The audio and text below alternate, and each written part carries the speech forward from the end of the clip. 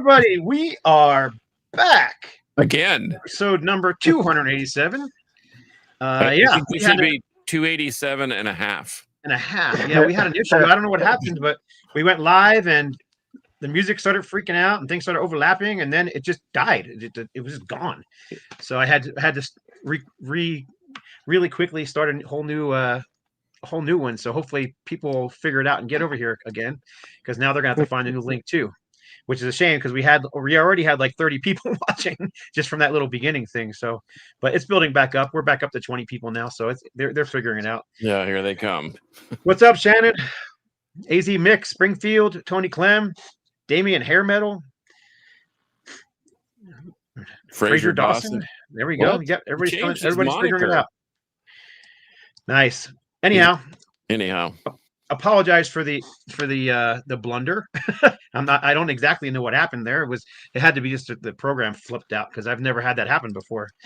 So anyhow, we do have this going for us though. That is a boo. But hey, today we're gonna be talking about Ace Frehley. And but before we do that, we'll just get into our normal stuff. You might notice that we've got a few guests with us. First of all, what's his name? Kevin. I always want to call him Old Metal Rocker, but Kevin could be with us. He ended up having to work, and Steve couldn't be with us because his daughter had a game that he wanted to attend. Which, of course, I would never have anybody miss one of their kids' games. So we have two people that you might know from past, but we've got George G from George G's Room of Rock. What's up, George? Who was actually on the show last week too, and who was a huge Kiss fan, as I am. And then we've got guitarist Chris Manning from the Chris Manning Band, and also from the Zeppelin Project. Correct? Yeah. Thanks for having me. Yeah, absolutely. And let's start off. You guys got anything you want to shout out outside of Ace Frehley before we get going? I got this from it was overstocked when you were talking. So awesome. Yeah, I got my copy of that and the other one in the mail today too. I don't know. I was just listening to it, so it's around here somewhere. But yeah, they have you had a chance to spin it or just got it today? No, I just got it yesterday. That any time at all. So yeah, it sounds fantastic. Rob did such a great job in the mastering of it. I like the two new cover songs too, Blue Oyster Cult and the Ramones covers. Yeah, looking forward to hearing this though. That's cool. Right on. Do you have the Starwood album that they put out? No, when I went to get it, I couldn't even find it. It was like sold out. So I know a couple songs. Are those extra songs from that Starwood? Or is that the extra tracks? Or is that from the actual Starwood album that's on these? They're from the Starwood album on there. So yeah, there's a couple tracks. I'll find it. I'll find it at some point. Boone's Overstock has a Starwood album on CD. No, maybe they don't. Maybe it was just vinyl, huh? Because you don't do. Yeah, I didn't see it last time. Like, he could have got more stock. I don't know. I'd have to look. Cool. Anyhow, yeah, it's all Starwood is Lizzie Borden under a different name. After the original guitar player died, they decided to change their name, and then that didn't last for very long because nobody knew who this new band Starwood was, and nobody bought the album, which is unfortunate because it's one of their best albums. Anyhow, Chris, anything you want to shout out before we get moving? Yeah, just I continue to work on my new album. It'll be my third album with No Life Till Metal Records, and I anticipate being finished sometime early in 2026. I've on about song number 8, and just a matter of getting the rest of it done. But I'm really excited about it. Still working, co-writing with Chris Hodges out of LA, and Bruce Kulick is still the creative consultant. Bruce tracked a solo on one song. I have Jimmy Haslip, who played with the great Tommy Bolin. He's played with Robin Ford. He was in the Yellow Jackets. He's playing bass on an instrumental song. And I've got Doug Pinnick, who's played bass on a track too. So I'm really excited to get it finished, and I can't wait for everybody to hear it. And then, spoiler alert, didn't we just talk about a possible edition of a cover song that you're going to include? Yeah, my favorite Ace solo, it's usually not anyone, they never think of it, but I was hooked on Strange Ways the first time I heard it, And all these decades later, I still think it's Ace's best solo. It's so trippy and it has such an Ace spaceman vibe. It's just out there. And he never really played quite like that. It's just that solo. There's just something about it. So I'm going to cover that one on the new album. And I'm really excited to do that. I just love that song. I love Peter's vocals. And so, yeah, that's going to be a cover. You're gonna have Chris sing it too, or are you gonna do it yourself? Yeah, Chris is gonna sing it. Yeah, Chris Hodges. Right on. Well, John Carcass John, he could probably sing it for you, right, John? Yeah, I could sing that. And so no disco tempos or no outlier type candy formed music or anything on your new solo record. I'm just kidding. We just started to have this discussion about, we were doing an episode about Kiss and Ace Frehley before the thing even got started, because we're really into it.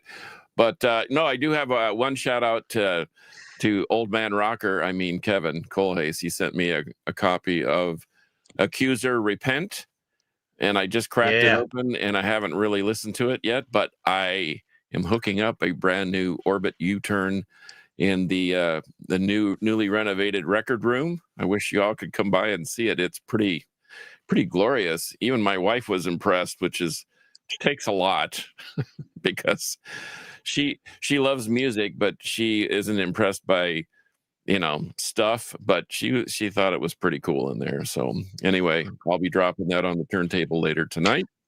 So thanks to Kevin for sending that. That was awesome. Cool. And then I guess we will get into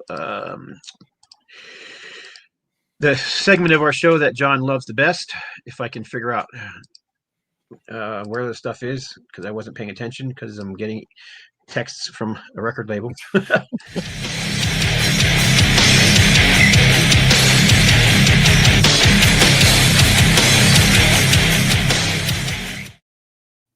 Okay, this is my favorite section. Well, it's not my favorite, but it's a favorite section, a favorite. So I pick a rock pick of the week, and I also do a metal pick of the week. And of course, how could I not do that? Kiss's first album, and without the first album, we don't get Hotter Than Hell, we don't get Dressed to Kill, we don't get Rock and Roll Over, we don't get Destroy, we don't get any of that stuff. So I think everybody should have this in their collection. This is a German pressing, as you can tell by the different logo. And let's see, does this have Kissing Time on it? I don't know. I don't think it does. But anyway, Kiss, the first album, the self-titled one.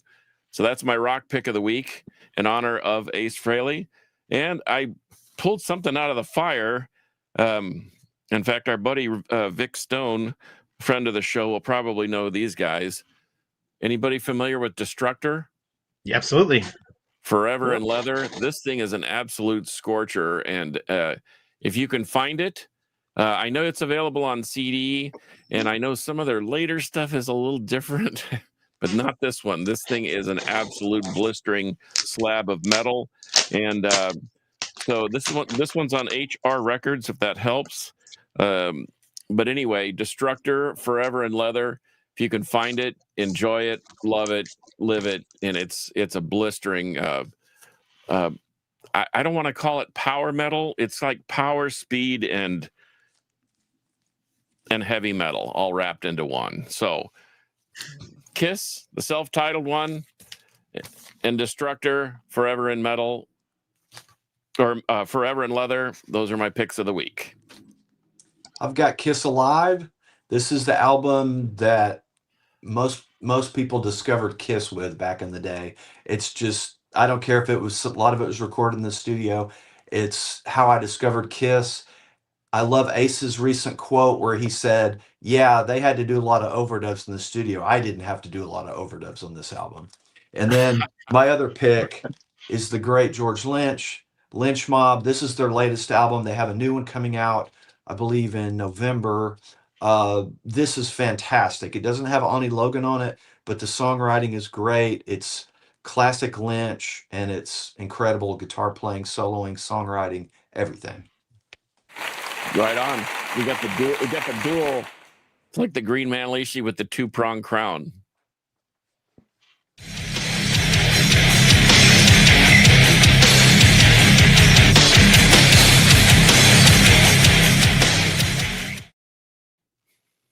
All right, so let's get into it.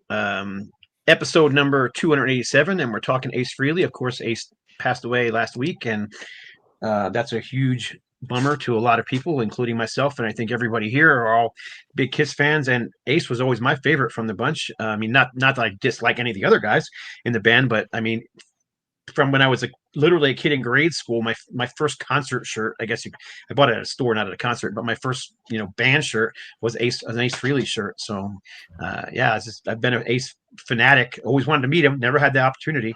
I've had other people who I know meet him and friends, and they got autographs for me, but I've never had a chance to meet him myself. But anyhow, um, let's get into it. We were talking about Kiss earlier. There's not really any forum here. We're just going to talk like we were before. So just thought we'd I don't know.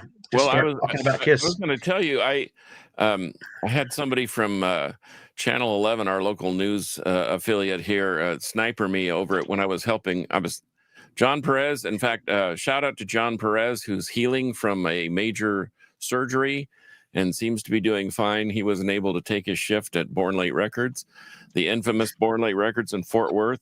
And so I took a shift for him, and Henry was on his way out the door to do something, and he said, "And oh, by the way, someone from Channel 11 will be by to interview you." So shout out to Vince Vasquez, an entertainment reporter there for Channel 11 here in Dallas, Fort Worth. And we had a nice little chat. And the thing that I remember about Ace is that I think what people gravitated to was he was kind of like the class clown, that cackling laugh that he had. And plus the ferocious guitar attack. I mean, and we've all heard the stories, about his touring, and some of them had problem with drinking and drugs and whatever. That's beside the point. The fact of the matter is that Ace had a certain bite, and that discussion led me into another discussion about who's better. And I think especially with guitar playing, and Chris, you can speak to this, I'm sure. It's not so much about the number of notes that you can put in a measure. I mean, Yngwie Malmsteen always pops into this conversation because obviously his noodling can out-noodle. He can out-noodle anybody, and technically he may be a better guitar player, but I look at a player like Ace or Robin Trower or Pat Travers or Frank Marino, and I think they strike the note, and all of a sudden your body and your mind go somewhere else. It strikes up an emotional feeling in you, and I think that was the thing about Ace, is that his guitar playing struck a nerve or an emotion in our body that made us really pay attention, and especially in knowing him as the spaceman. I mean, what kid didn't want to be an astronaut when they were a kid? And so he always kind of led us to believe that we could actually travel in space too. Another thing, you're talking about his solos, a litmus test for a great solo is it a song within a song? If a band covers that song, do they just play whatever in the solo part, or do they play the Ace solo? Ace wrote so many thematic solos that are songs within a song. Think about covering Hotel California and not doing the guitar solo. Think about doing Kiss Love Gun and not doing the exact Ace guitar solo. Or 100,000 Years. He wrote thematic solos that were songs within a song. And he can't play 1,000 notes per second, but who cares? Hey, John, I think this comment's for you. Wow. Thank you. It's good. Pretty sure that it's good. That pretty sure that wasn't for us three. No, if it is, we need to have a discussion when she gets home. Someone said Springfield said Ace seemed to be a down to earth guy, which is strange for someone we thought was a spaceman. Yeah, this is a really good comment here. Rob Whitlock said Ace could say more bending one string than most guys do running notes up and down the fretboard or the neck. Yep. Yeah, I agree. So, but anyhow, sorry to interrupt. Go ahead, you guys keep going. No, I just think that's to me, when I listen to music, when you hear certain songs, it places you back to when you first heard it. And I remember listening to man, I used to my now brother-in-law Terry Sullivan used to bring an 8-track player, one of that looked like the little you change they change the channels by like a plunger on the top.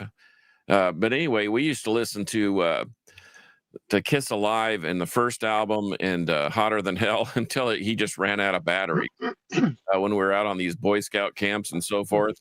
And we would it would cause us to reenact the Kiss Live thing. I mean, we were part of the band, and I don't think I don't know that there are very many bands that would cause the world to try and act like them too. Like they're on stage. I remember having a band practice, and we all decorated up in the makeup and changed all the light bulbs out on the patio and had a guy flip the lights down.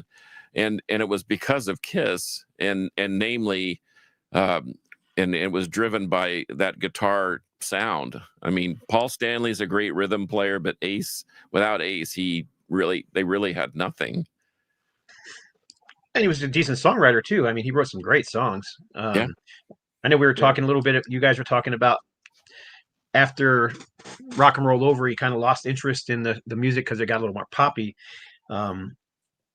But once you start up that conversation again, because I thought that was an interesting conversation. Well, yeah, I mean, Congress was saying, he didn't like anything.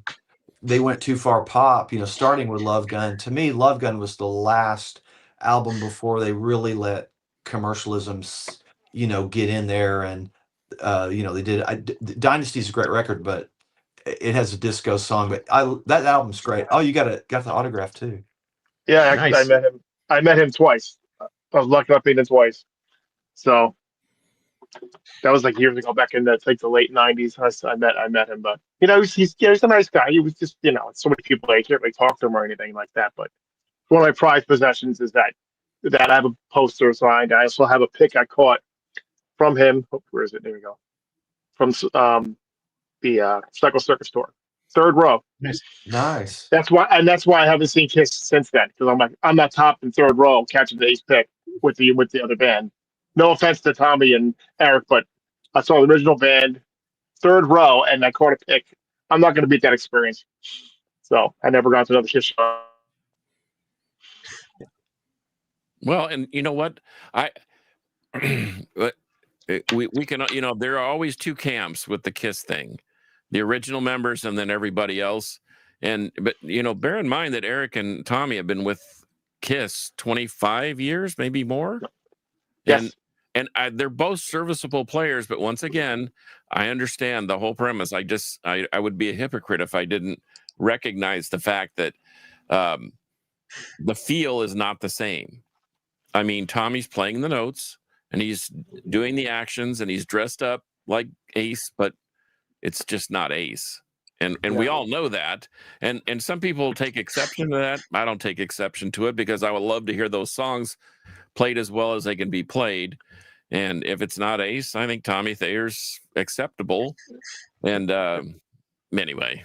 Well, there's something to be said about the human factor and the fact that Ace was never a perfect player. He was, I don't know, like Jimmy Page is. I always considered them kind of, and this might not be the right word to use, but sloppy. Not not super tight playing.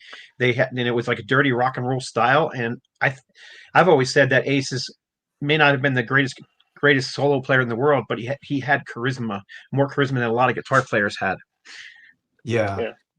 I think for the same reason, Jimmy Page, I think, had a similar issue, if we can say issue, where he was a little sloppy, but it sounded, he wasn't afraid to take chances. And I think Ace was one of those guys that wasn't afraid to take a chance.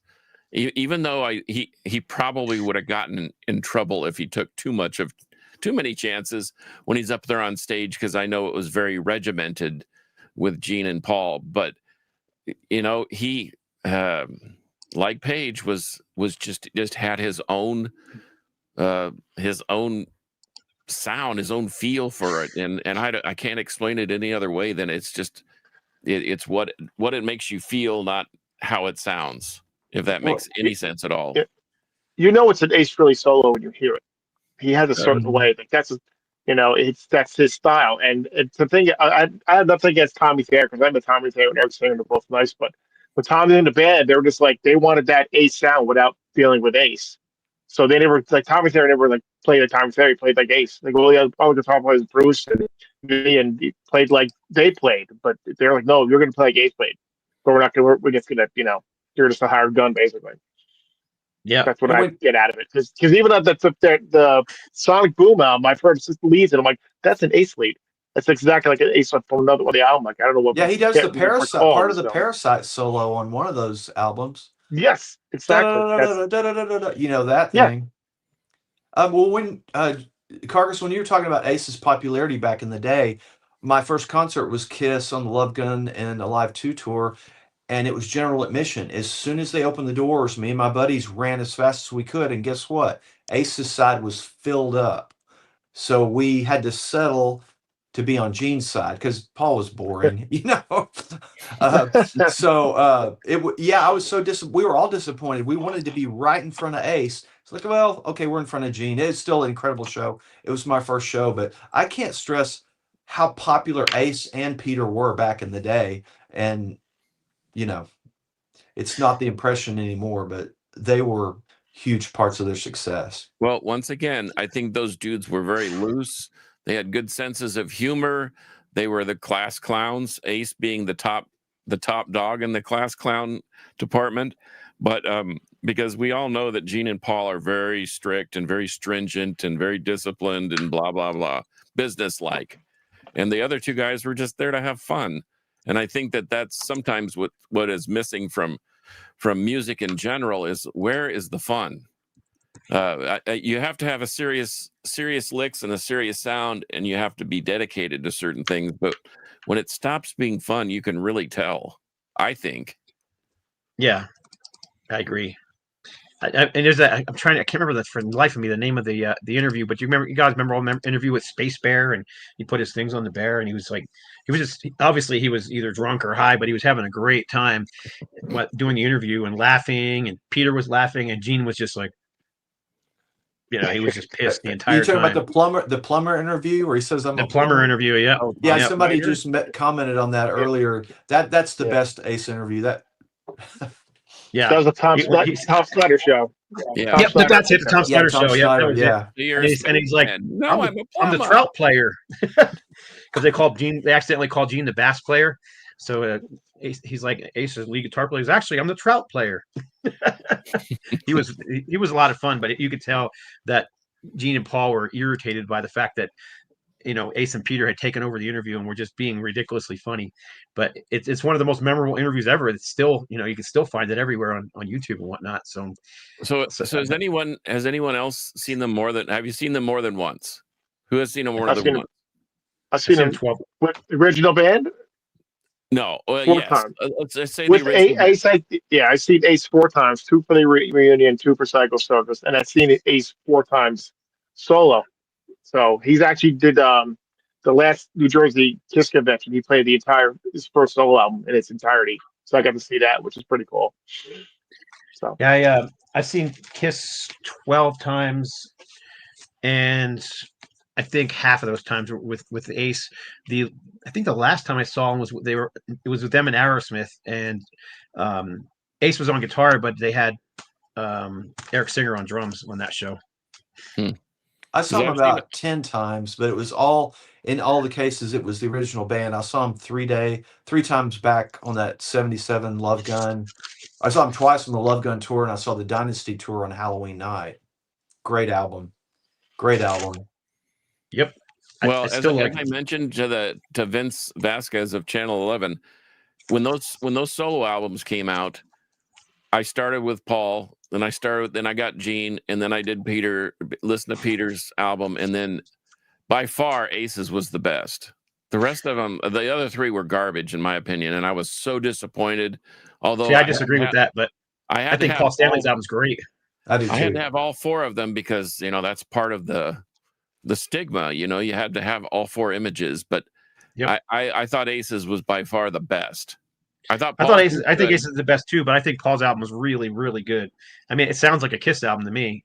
Yeah, I think New York Groove is the worst song on Ace's solo album. I agree.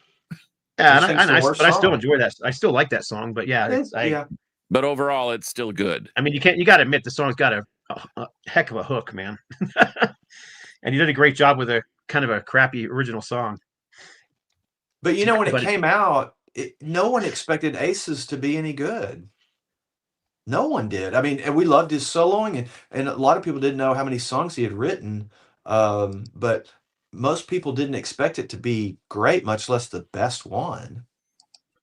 Yeah, and he had something to prove because yeah, I think he was being put down quite a bit, and he was also mad about things like Destroyer getting recorded and songs like My Sweet Pain is his solo getting replaced with a Dick Wagner solo. Yeah. And then all the interviews over the years, especially Gene would always say that, well, Ace never showed up to record his solo. And then what did we get like 5 years ago? We got that Destroyer reissue with the remixed versions, and then it came with a version of Sweet Pain with Ace's solo on it, which means Ace did record a solo. You just replaced it. And then the funny thing is there was nothing wrong with the solo. It was perfectly fine. So I still don't. So it was just almost like I don't know. I don't get it. Kiss has always had some weird, friction within the band.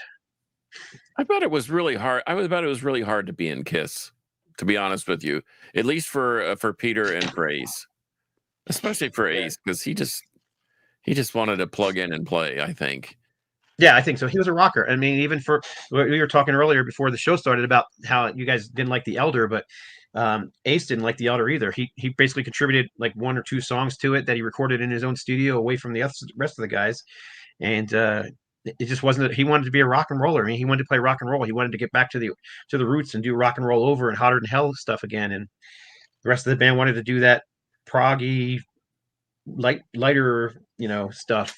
And I like the album. I know you guys said you didn't like it at all, but it definitely does not sound like a Kiss record for the most part. No, definitely not. I like the album. It's the 4th album I got by them. I like it too, but like you guys were ragging on this one quite a bit before the show. It's a great pop album.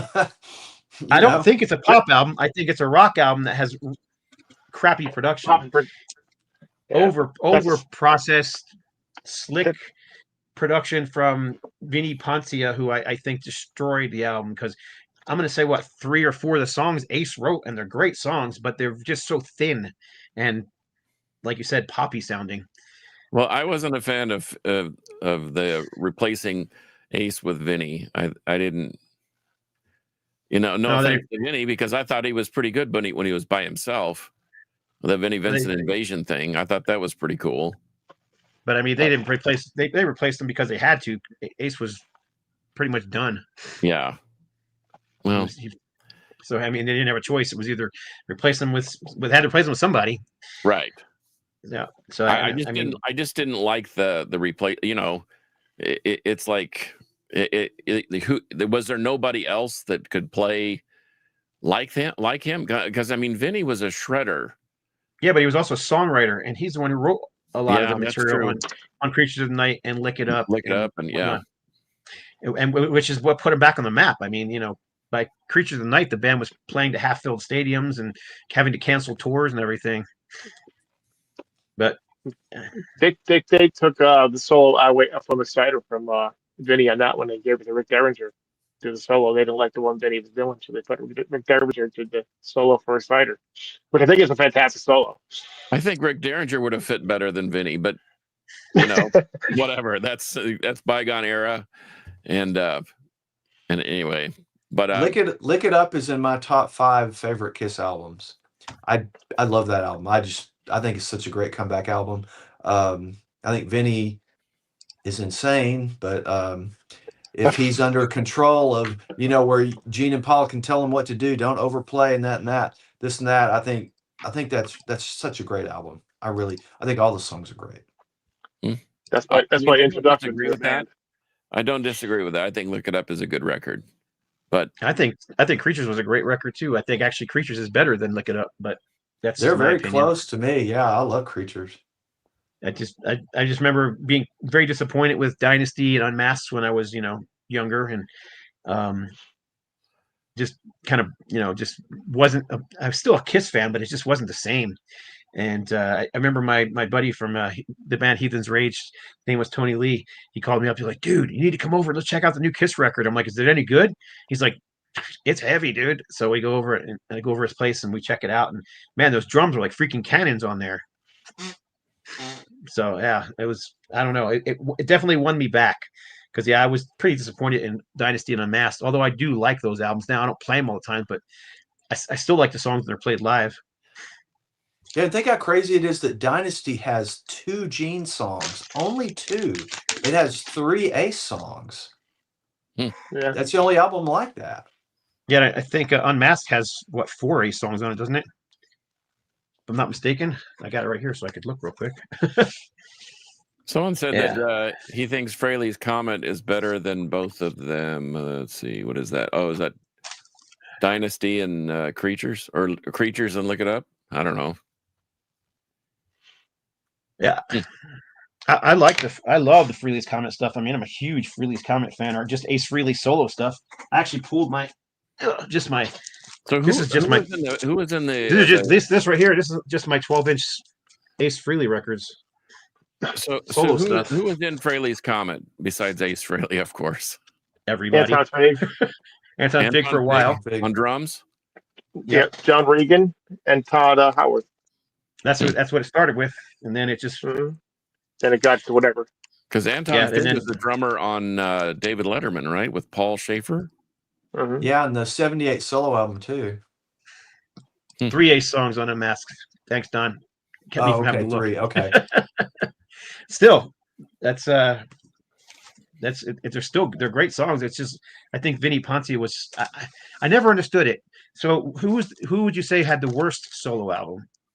Oh, Peter for me. I mean, and I think that's his producer on Peter's solo album. I think they kind of threw Peter a bone and said, "Well, we'll let Vinnie produce this one." And actually, from what I kind of remember, I don't remember. I've read so many Kiss books, I can't remember which one it is, but I just remember reading something about that. Peter was kind of threatening to leave the band, and so unless they worked with Vinnie, and that I don't know if that's true or not. I'm sure somebody watching can tell us, but I was always like, why him? He produced the worst of the 4 solo. Why wouldn't they got in with Eddie Kramer, who produced the Ace album and was the best album?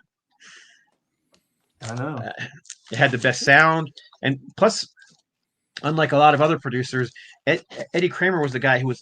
I want to get the best out of the 4 members of the band. When other producers like, let's bring in studio musicians. Let me write some songs for you. And Eddie was like, no, you guys are Kiss. You guys need to put out the best album you can. And that's why Rock and Roll Over is such a great album, because Eddie Kramer was there and he forced the band to be a band. I'm almost surprised that they didn't bring in Herb Alpert's Wrecking Crew just to do all the work and then let Gene and Paul sing over the top. Oh well, that's what they used to do back in the '60s and early '70s. Like on Jack said, Rocket Ride's a great side from Kiss Alive on the 4th side. I wish they had another album. I wish that had been all live, and I wish they would have taken side 4 and it been the next, one side of the next album, because that side of the album is great. But I wanted to hear Take Me, and I wanted to hear some other songs, but they filled it up with studio, and they're great songs, but I just wish that was the next album. Yeah, and Ace's song was actually recorded for his solo album, but he gave it to them to use on Kiss Alive. That's what I understood. Yeah, it was originally not supposed to be on the album. It was supposed to be a solo track, and he gave it to him because I don't think any other Kiss guys played on that track. Now, someone could tell me that I'm wrong about that, because all these books I've read over the years. It's easy to mix them up, especially when you have the 4 guys in the band saying 4 different things about the same album. So you think someone would tell the truth? Yeah. But it's, as far as those Dynasty and Mask, you don't know what happened behind the scenes. So Bill Aucoin could have been like behind them until you better get this producer, because he had a lot of influence on them too during that time period. So who knows what maybe he told to get that producer, or who knows? No one knows. Well, guys, I'm gonna have to sign off here. That's fine. We knew you had to go early.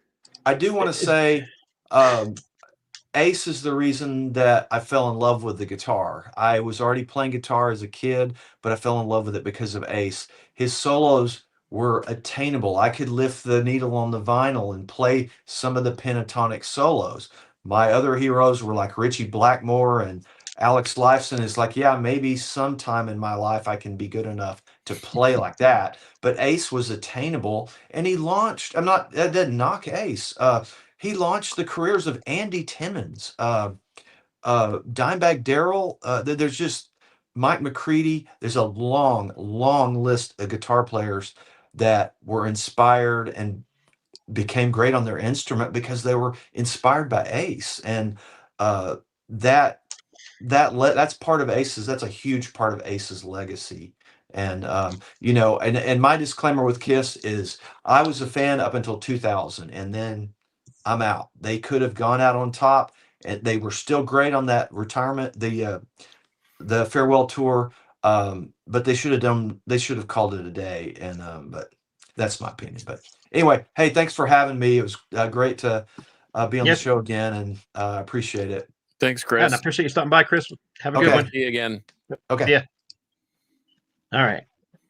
We knew that Chris had to leave early, but he really wanted to be on the show. So, yeah, it was nice having him. Well, if anybody cares, Chris's solo material is fantastic. Highly recommended. Well, and he has great insight because he has to. I like that whole thing about feel. He being in that Led Zeppelin project, he has to emulate Jimmy Page, and he'll even admit to it that it's a difficult task to try and sound like somebody else, especially when you have your own, your own style and your own sound. And he does a great job, by the way. I mean, if there's a lot of cover bands out there, but that's an exceptional one, the Zeppelin project. Just an FYI. What's your all thoughts on the first Ace Frehley's Comet solo album? It's excellent. I was so happy when he came out with it, because it was like, waiting for something from him, and he finally put out that, and I'm glad they get to sing every song either, because he doesn't really need to. Because like Todd Howard gives a different feel to it too. But the Ace songs are great. I mean, Rock Soldiers is a great tune, and It's a classic too. Is a great instrumental too. Like we continued on that path. I actually could imagine Kiss having recorded Rock Soldiers, and it probably would have been a hit for him if they would have recorded it. But this one was also recorded by and produced by Eddie Kramer. So yeah, again, I just pulled out my whole. This is a radio promo of Into the Night. Did Eddie produce the Second Sighting too? Because I don't remember. Second Sighting, right here. Now, Second Sighting, I like that album. I really liked it when it first came out, but over the years, it's very slickerly produced. It's not as it hasn't aged well. Produced by Sam Mahuchi and Ace Frehley. Executive producer. Produced. It was. It doesn't have that raw sound that. No. The first. I mean, it's got some great songs in there, though. Like the best song on there is Acorn is Spinning. I just love that. Acorn is Spinning it's so silly, but it's great. But I also love Insane. I think Insane is a great song off of here. This is actually the first CD I bought when I bought my first CD player. I barely had enough money to buy the CD player, so my first CD was Live Plus One because it was one of the cheaper albums CDs I could find in the store at the time. But I actually really love this thing. It's got the first one I listened to after he passed. That was the first one I grabbed for some reason. That was the first one I grabbed. It's only got 5 songs, but only 4 of them are live. But it's got Rip It Out, Breakout, Something Moves, and Rocket Ride. So anyhow, I'll just keep showing them until you guys tell me you want to talk about something else. But I thought Trouble Walking was. That's a good one too. I see. I think Trouble Walking was again. He had something to prove there. I wonder who produced that one. See if it says on there. I don't see it on the back anywhere. But it's just a raw, hard rock record with some great solos and great songs and chock full of rock. There's a cover on here too. Which one is it? Do You, right? It's ELO, right? Yeah, ELO, which I think he did a great job on that cover. It sounds like Ace's song, like he wrote it. Even though I knew who did the original one. I just like the fact that when he left this massive band, I mean, Kiss was huge. I mean, yep, bigger than I mean, they were of the top 5 bands maybe in the world. And when he left, he still had a sense of urgency. Like you said, he had something to prove. And a lot that's what I was so disappointed by Peter Criss, because his albums were very pedestrian to me, but not Ace's. Ace, like you said, he was like, well, this is what he was basically saying to Kiss, this is what you're missing without me in the band. Yeah. And that's what I liked about it. Tony Clem brought up, he said just Ace and Peter Criss played on Rocket Ride. Ace played guitar, bass, and sang it. Now I do remember that happening, because I remember the story came back up again when they did the Psycho Circus album, which was, it could have been so much better than it was. If they would have actually recorded as a band and it wasn't the the Paul and Gene show. But what's the best song on the album? Into the Void. Into the Void, Ace Frehley song. And it's the only song on the album that all the band members play on. Yeah. Shocking. At least you got that. And that was Ace. Ace was like, no, Peter's playing on this song. No, I want this is a Kiss song. It's got to be Kiss playing on this album, on this song. But yeah, it's kind of a shame. Some of the B-side tracks that they didn't put on the album were actually better than some of the stuff that made it onto the album. They were just trying so hard to have a pop hit single. I mean, they did a Diane Warren song on that album. Yeah. Well, when Desmond Child starts writing songs for you, that it's going to sound like you're at the disco in the Studio 54.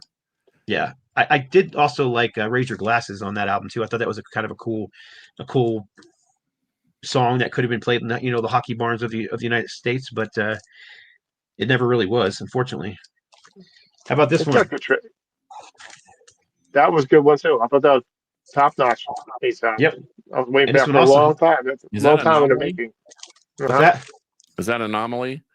Yes, it's Anomaly. It's the what do you call it? It's not lenticular. It's got the silver paper, so it's really reflective. The foil, whatever. But this one's great too. But he did a cover on here of Fox on the Run, by the Sweet, which is and again, it's so good because he made it sound like an Ace song, which is if you're going to do a cover song, you got to make it sound like your own. You can't just do a boring, bland cover. And he really, I think, did a great job on that one. Personally, I think this is one of his best solo albums. I mean, me too. But. And then, this was kind of cool too. This is the greatest. They call it the greatest hits live, but it's just basically the EP and a couple other songs. Rip It Out, Break Out, Cold Gin, Shock Me, Rocket Ride, Deuce, Strangers in Strange Land, Separate, New York Groove, and Rock Soldiers live. And then there's the 2 studio tracks, 1+1, and Give It to Me Anyway. I just saw an interview with him, and he said that when his mother drove him down there in an old Cadillac for his tryout with Kiss, where he was actually going to play whatever the first song that they played together as a band was Deuce, and he said that was one of his favorite tracks. And they're like, it's in A, and we're going to just do this, and then you just join in, and the rest is history, as they say. But I love that song. Yeah, I thought this was a great album too. I really did. I thought Space Invaders was really good. There was another cover on here. I believe it was it? I can't find it. Was it the Joker? Yeah, the Joker. The Joker. Yep. Yeah. And again, I thought he did a great job on it. It sounds like an Ace Frehley song. He kind of made it an Ace song. He actually says his name in the song, I believe. But everything on here is really good. Change, Toys. Toys was an older song too. I believe that was a song he actually wrote back in the 80s, if I'm not mistaken. Space Invader. But I'll keep going. How about Spaceman? Didn't that thing? I like the Spaceman one. What was that, John? Which is the one that had a bunch of different covers? Is it that one? No, we're getting to that one. This is mostly originals. I don't think there was any covers on this one. But Bronx Boy was the single for this one. No, I mean the actual album cover. Oh, this is not this is the actual. This is the cover. There was more than one cover released for Spaceman. Yeah, and that's the one Gene plays on a song on that one. I forgot which one song it was. He plays on one of the songs with him. Yeah, he wrote one. And he wrote two of the songs with him too. Your Wish Is My Command, co-written by Gene Simmons. Yep, it says right on the sticker on the front. So includes Rockin' with the Boys, Mission to Mars, and Your Wish Is My Command, co-written by Gene Simmons. So let me Anyhow. ask you something. Could Ace have played in a different band? Yeah, who covers this one? Could he have played a different band? Yeah, and could he have been a contributing member of a different band, and who would it be? That's a good question. I never thought about that. Because I don't he know. went straight out of Kiss and he just became himself, and then back into Kiss, and then back to himself again. I don't know. What do you think he'd fit in? I don't know. I don't know. That's why I'm asking. Now that I'm I'm trying to think myself now. I'm thinking in my head. I bet he could have fit into a band like Stars or Angel, or I mean, I don't Maybe know. Punky Angel. Meadows. Angel seems like a good fit. Punky Meadows had a really distinct style too, but I still think he would have probably fit into a band like that. You know, those kind of Got to be that style. glammy hard rock. That would be an interesting. I mean, it's too bad we can't ask him now, but And I think Punky Meadows actually tried out for Kiss when to replace Ace. Really, as I recall. That would have been. I remember reading the story, him saying he tried out, or he was one of the ones they wanted to be in the band. But this is the first covers album he did, and Origins Volume 1, and he did Origins Volume 2, and this is where I think he was. Whereas I said all the other covers, I really liked them because they sound like Ace songs. This one, I think the songs started to sound more like I'm just going to record a cover of that song. It's not like he didn't put as much into them to make them sound like his own songs. And not that I don't like the album. There's some great stuff on here. I mean, White Room's a great track and good one for him to cover.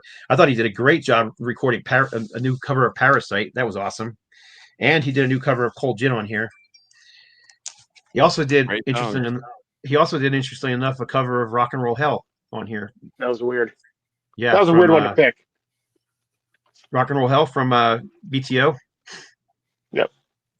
Yeah, but I mean, it was, Kiss had recorded that song too, and kind of people always speculated they were kind of talking about Ace in that song, Kiss's version of that song, living in his rock and roll hell. But that's the one that Paul sings on, right? He sings the free song on that one, right? I believe so. Yeah. Well, he also does a Thin Lizzy cover, which you can't go wrong with Thin Lizzy in my opinion. So, and he does a great deep cut. He does Emeralds. Everybody's done Boys Are Back in Town, but that's Emeralds, a heavy track. So Emerald or Warriors. Tony Clem says no, Ace couldn't have gone in. He said Ace is Ace. He's not in Kiss. He's on his own. Could have been in another band. The Bronx Boys 12-inch single. Yeah. This What's is on the B side. What's on the B side of that? A remix of Restless, a cover of White Room, and a cover of Cold Gin with Mike McCready. Wow. Is that Mike McCready from Pearl Jam? I believe so, yes. You know what song I wish he would have done a proper version of? I seen it floating around. I actually have a bootleg of it. I Got the Touch. Have you heard that song by him? It's a demo version, but it's an excellent song, and they should have recorded that. Look it up. Ace Frehley, I Got the Touch. I think it's a little snappy, but it's a great tune. I'm like, why did they do a pop version of this song on an album? I just never understood it. Here's Volume 2. More cover songs. Good Times, Bad Times. Never in My Life. Space Truckin'. Does a great job of Space Truckin'. I'm Down. Beatles. Jumpin' Jack Flash. Stones. Politician. I don't remember who that is. Politician Lola. Is a Cream song. There you go. Lola. 30 Days in the Hole. That's a great song. 30 Days in the Hole. Why am I spacing who that did that song though? Humble Pie. Humble Pie. Thank you. For some reason I was thinking Mata Hoople, but I knew that wasn't right. No. Manic Depression. Kicks. We Got to Get Out of This Place, and a cover of She ends the album. So, I mean, if you like cover albums, they're well done, but I just don't think all the tracks are as good as like when he just did the one track on each of those other albums. Here's the 12-inch single for Space Truckin'. Man, I love that song. This one has Space Invader radio edit, Mission to Mars, Space Truckin' radio edit, and the return of Space Bear. I'm just a plumber. And it's the live album, the Record Store Day live album. Release Comet live. How many songs are on that? Oh, okay. 6. And then his last album, his last full length album, 10,000 Volts, which I thought was good, but not as good as some of the others. Yeah, I agree with you there. It was good though. But yeah, there's some good songs on there. It's just not the one when I want to hear Ace, it's not one of the ones I pull out of first. I actually have a different cover of that one too. I love Cherry Medicine, the song, which is why I picked this one up. It's probably the most hooky song on there. And then finally, if you want to, okay, go ahead. I was going to ask another critical. It's just the question. best of release this just recently came out, and you get this for under $20 on vinyl. And I have one more that I was playing earlier. It's just not in this pile because I was playing it. But there was a whole live album that they also released. I'll grab it real quick. It's literally right here. So while you're grabbing that, if you're going to listen to, if you want to say this is what Ace Frehley is all about, what 3 songs do you play? Rip It Out. And they can include Kiss songs too. Yeah, Rip It Out would be the first one I would choose. Maybe Shock Me with the guitar solo, the live version from Kiss Alive 2, or maybe one of the bootleg versions which has the whole solo on it, because his whole solo is not on the album. They cut some of it off because some of it he's just doing the theatrics, and it's not as exciting to listen to as it is to watch. Man, it's hard to pick the last one. And like there's like 5 songs already in my head. I'm thinking Mainline, and gosh, there were so many great songs that he wrote. Well, I'm not necessarily saying ones that he wrote, but if you wanted to say this exemplifies Ace's persona, playing, and ability, I would say Rip It Out, Rocket Ride, and Strange Ways. Okay, Strange Ways is a good song, but you can also go from I gotta look it up real quick to make sure I'm. Parasite's another one. It could be. That's my favorite. Yeah, Parasite was the one I was thinking of too. But what is the? There was one. Which song is it that he has the long solo on? Early material. Is it Getaway off of Dress to Kill? He's got the little acoustic intro. Could be. I don't know. There's on Rock Bottom. Or Rock Bottom. I'm sorry. Yeah, I love the solo he does. I love the solo he does in Ladies in Waiting. It's simple, but I don't know why I love it. There's something about that solo. I always love the solo he does in that one. So that leads me to the story that I was telling you, Scott. Go for it. That the guy was at, that Vince Vasquez asked me about. Did I have how did it affect me as a child? Well, I grew up in a very conservative household, military, very religious. We were very regimented, and Kiss was really not part of the program, just mainly because of their appearance.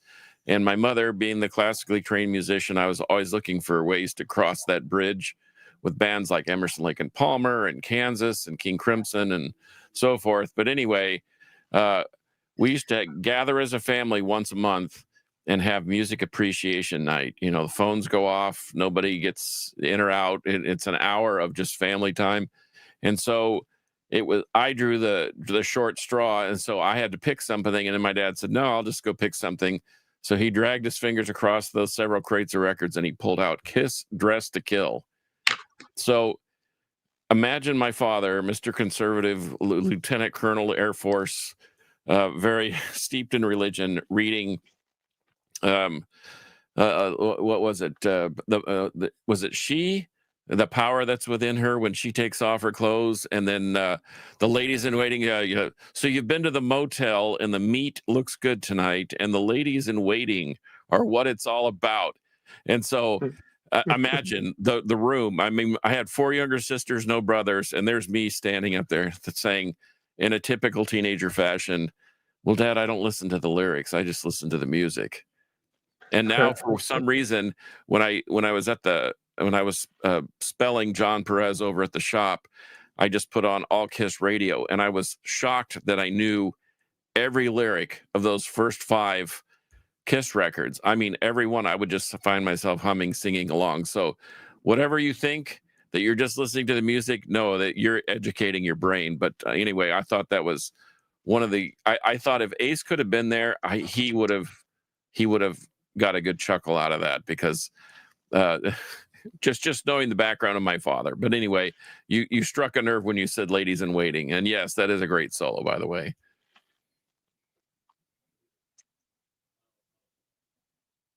And you just went blank. Scott.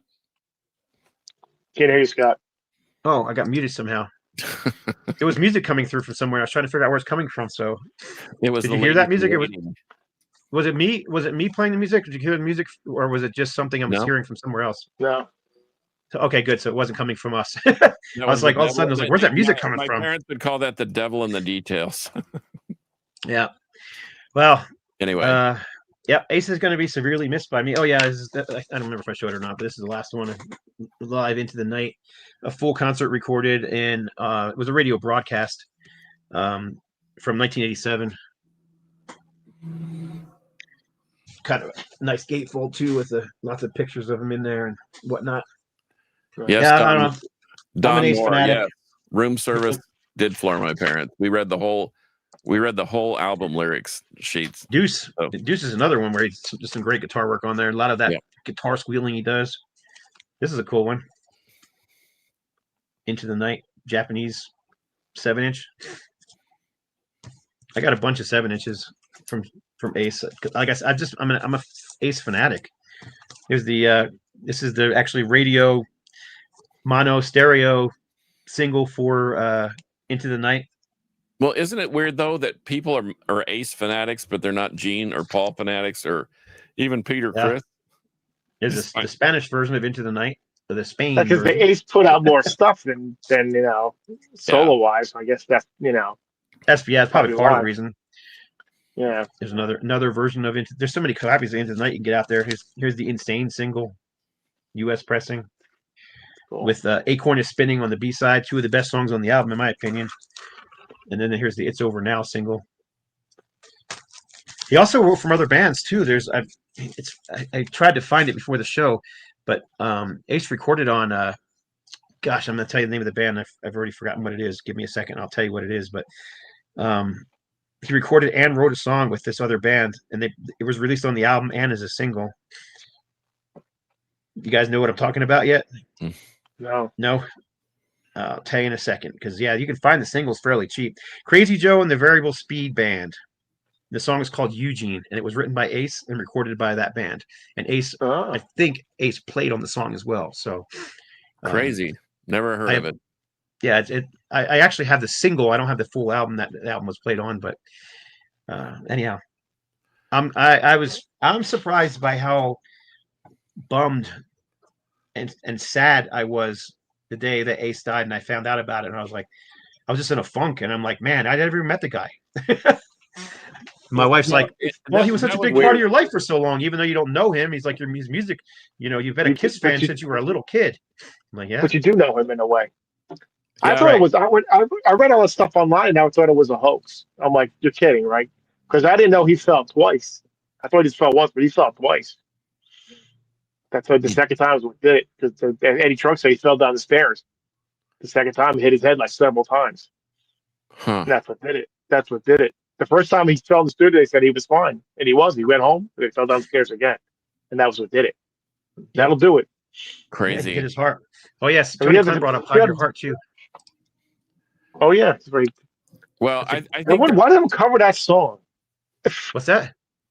Why does everyone cover that? It's like Ace covered it, Molly Hatchet covered it. Why that song? It's never one of my favorite songs by Kiss. It's been covered by like 6 or 7 different artists, but Paul wrote the song, but he didn't write it for Kiss. He wrote the song as I can't remember who he was thinking could use it, but Ace recorded it. Paul's songs at the suggestion, I don't know, of a manager or somebody's like, you should record this song, and he did. Ace's version is the best. Molly Hatchet, I love Molly Hatchet. I'm a huge Molly Hatchet fan, but that song sucks. That just was not built for that band. Danny Joe Brown singing Hide Your Heart just doesn't work. And the Kiss version is okay, but I think Ace's version is the best because it's first of all, it's the more rocking version, and his vocals actually kind of work for that song. Kiss's version was just a little too slick. I do like their version too. I just think Ace's was a little better. Kind of like Aerosmith. I Let the Music Do the Talking. I think Joe Perry Project song is better than the actual Aerosmith version of it. Maybe different lyrics too, right? How about different lyrics? Yeah. How about this little piece of trivia? Bump and Grind, a song that was 1984 Wendy O. Williams album, Wow. Frehley played lead guitar. Did you know that? Which album? Bump and Grind? Oh, yeah. On the Wow Yeah. album on 1984, Wendy O. Williams. Yeah, Gene Simmons, I think, produced the album and wrote some of the songs on that album, if I'm not mistaken. Hmm. And then and I also know that let's see, on Psycho Circus, one of the songs that didn't make the album, unfortunately. Almost there, hang on. There was the song, where's the single for that album at? Because there was a single released for that album. And it was weird because the single was released like with the VHS tape of the Psycho Circus. Do you remember that? Anybody buy Yes. that thing? No. What? But it was the Psycho Circus? yeah, no, but the Psycho Circus VHS tape. It came with the glasses and it came with a CD. Okay, now was that the Digipack that had Walmart released a Psycho Circus Digipack that had 3 CDs or 2 CDs and a DVD, and Maybe one was a Kiss Greatest Hits from Japan that was a domestic version, and then one was a DVD. Are you talking about that? Because now I'm going to go deep dive into that. No, it's the VHS. Oh, the VHS. No. Interesting enough, I just found the quote from Ace Frehley on this. It says, this is out of his book No Regrets. It says on the album Psycho Circus, which I really wish they would have just recorded as a band and made a rock and roll record. But anyhow, he said the plan for the record was for all 4 of us to reunite in the studio for the first time since Dynasty in 1979. I remember presenting 3 or 4 demos to the producer, Bruce Fairborn, and the band. Before I sent them off, Jeanette warned me just by saying, "Don't send them many songs. They're going to steal your ideas." I just laughed it off. One of the songs I submitted was titled Life, Liberty, and the Pursuit of Rock and Roll. Upon closer examination of the lyrics, I realized that some of them mirrored one of Paul's songs on Psycho Circus, I Pledge Allegiance to the State of Rock and Roll. No regrets. Huh. Wow. Shocking, not shocking. They also re-recorded Detroit Rock City with the full band for around that same time period, and it ended up getting used for the Detroit Rock City movie. But the studio version actually has all 4 members playing on that new version of it. Yeah, Into the Void is the only song that features all 4 original Kiss members playing in the studio. Man, I wish it doesn't. I wish I could remember the name of that song because they did a song that Gene wrote for Wendy O. Williams. They recorded it as Kiss and then only released it as a. It's My Life.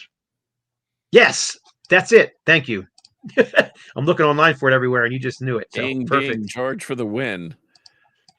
Yeah, That was on the recorded- box set, but it wasn't the original. He said it's the original band, the original recording, but the original recording was in '82. But the one on the box set is supposed to be from in the '90s. So I don't know. And who knows who playing that? Because we all knows. Yeah, they did release the version that they recorded for Psycho Circus that didn't make the album and put it on a CD single that only came out in that VHS box set.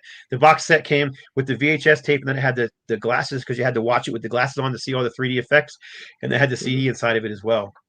And I still have that. I just don't have it handy. So it's actually probably the only VHS tape I still own just because it's got that CD in it. How about his Rock and Roll Hell? Yes, we talked about that a little bit a minute ago. I think he did a good job on that song. It's different than Kiss's version, but I liked it. In Your Face. Yes, thanks, That's Tim. it. Yep, that was a song I think Gene wrote for Wendy O. Williams that I think she did record it, right? And then they recorded it they didn't end up using it for some reason. It's on the Japanese one. I have a Psycho Circus. Man, I'm doing a deep dive tonight. After I Well, listened to that accuser that Kevin sent. That's got a bit of. They started getting into a more of a groove on that Accuser album, kind of overkillish groove kind of stuff. But I love that album. It's not total groove. It's still a lot of thrash on there. And then of course the next 2 albums they went more of a, almost industrial, cold Pantera-ish sound. Yeah. And then after those 2 albums, they broke up for a while, and then he came back and went back to doing thrash again. But that Repent album is fantastic. So Okay, anyhow, well, we got off. I'll give you my hot sports opinion next week. Sounds good to me. We're about out of time. We're over an hour. Oh, we are. I could talk about Kiss and Ace forever. Matter of fact, and maybe we should do a follow-up show on just I don't know. I think what we're realizing with Kiss or with Ace leaving this astral plane is that Kiss was wildly influential in a lot of in a lot of bands, a lot of music, and a lot of musicians, and the fact that we're paying attention to it a little more now because he's gone. I think that if we do a deep dive into even, I was just listening to the Van Halen, what are they called? The Gene Simmons demos. Come on, man. Van Halen and Gene Simmons, you would never put those two in the same room, but those demos are by far the best demos that Van Halen did. In my opinion, and even more so than the ones that they did in the studio with Ted Templeman or whatever. But I don't know. It's sad that he's gone, and you don't really appreciate something until you can't have it, right? And but fortunately, we have vinyl and VHS tapes and cassettes and CDs, and we can harken back to the greatness. But yeah, he'll be missed for sure. And that one does hit pretty close to home, like George said, that you've been raised on this stuff your whole life, and now that person's no longer accessible, at least in real life. He was one of those. I never imagined he'd be the first one to go with the original members. I don't know why. I never thought he would be the one. He'd be the one that's our last of all. For some reason. Yeah, he's kind of sort of a Lemmy-like attitude towards life, and I think that you never thought Lemmy would go either, even despite his lifestyle. Yet the Rolling Stones are still hanging in there. Yeah, they must be drinking embalming fluid shakes or something. I don't know. Funny. There's so many memes on freaking Keith Richards. It's hilarious. Yeah, and they actually put a decent album out last year. That's a very good album. I'm not a huge Stones fan, but that's a really good album. I was surprised. I really don't like much Stones. I love 60s and 70s and even some of the early 80s Stones stuff, but I kind of drop off after that. But so I had no intention of buying that album, but a friend convinced me. He's like, dude, it's a good album. And I'm like, all right, I'll check it out. So, and it's good. It's well worth checking out. If you like the Stones 70s stuff, I think you can probably dig that album. It's just a solid rock and roll record with some grit. It's not poppy at all. So anyhow, all right. I appreciate everybody watching, man. We had quite a few people watching live, and I tried keeping up with the doing as much talking as everybody else was, so I wasn't quite keeping up with all the comments, but I definitely appreciate everybody watching. So here comes the police. No, because we're overtime. Yeah, we're overtime. We're being arrested for illegal use of extra hours. Yep. Or we've been gonged. Like, what can I use all this? Like, what I use this for? I don't know, but we can figure something out. When I say Osric tentacles again, you can just say. Oh, here we'll give our oops, that's not what I wanted. That's what I wanted. We'll give our homage right now too. Yeah, Rob Colwell loves Osric tentacles. Now hit the button.